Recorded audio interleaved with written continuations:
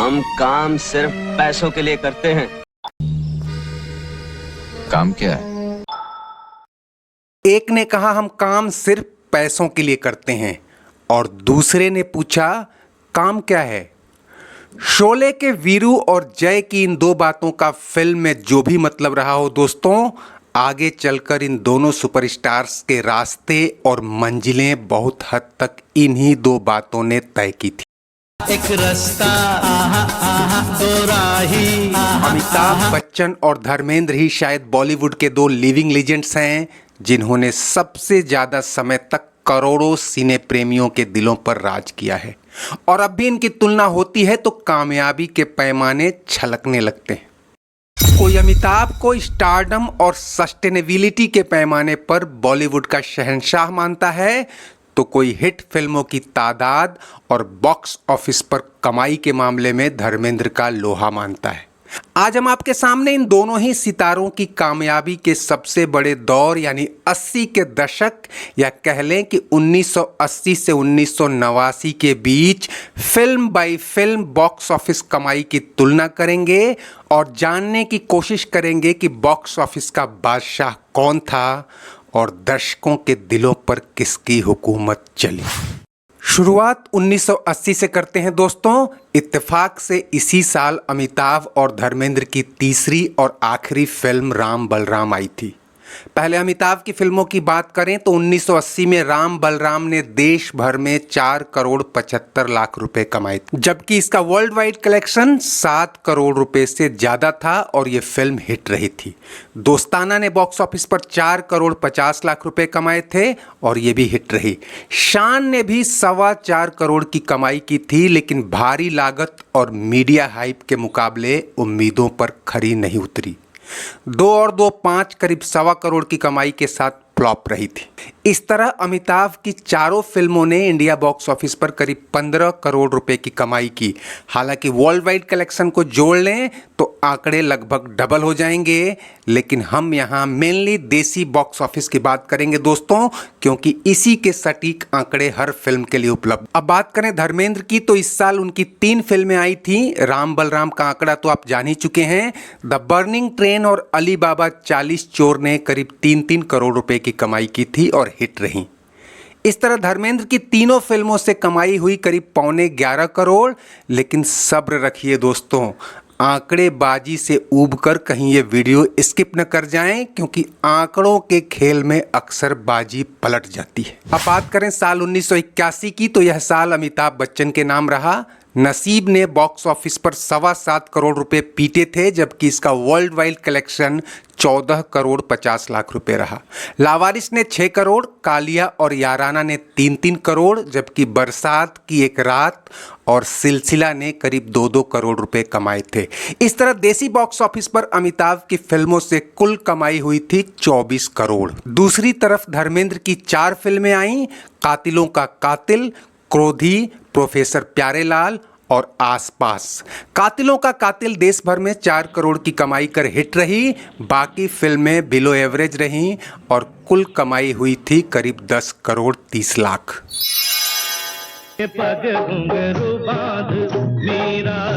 साल 1982 की सबसे कमाऊ फिल्म थी नमक हलाल, जिसने देश भर में 6 करोड़ और ग्लोबली 12 करोड़ पीटे थे।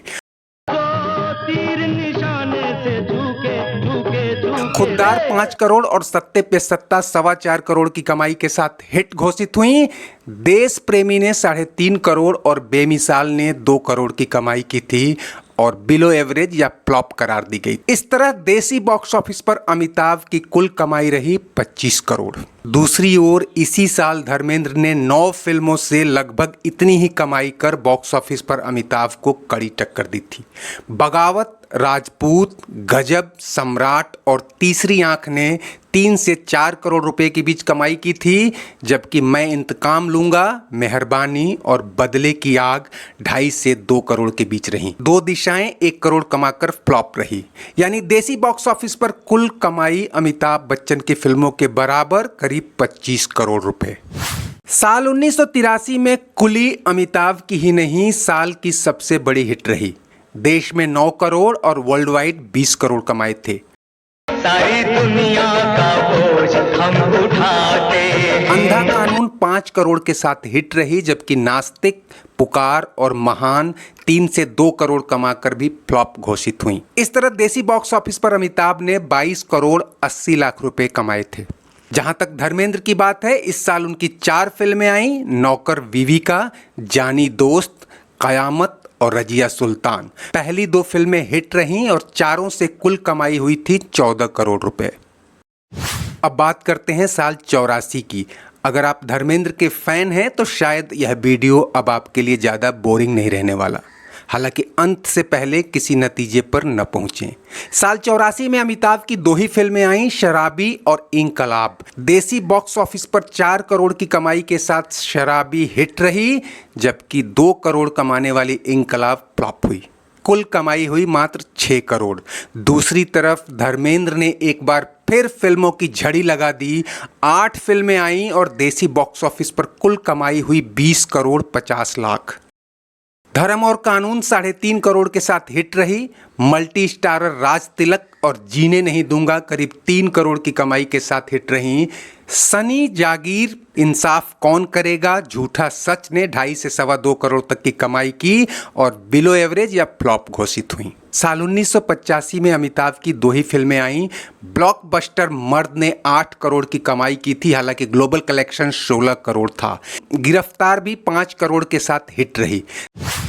धर्मेंद्र की 3 फिल्में आईं। गुलामी 4 करोड़ कमाकर हिट रही। करिश्मा कुदरत का ने 3 करोड़ कमाए, एवरेज रही, जबकि 2 करोड़ कमाने वाली सितमगर फ्लॉप हो गई। इस साल इंडिया बॉक्स ऑफिस पर धर्मेंद्र की फिल्मों की कुल कमाई रही 9 करोड़।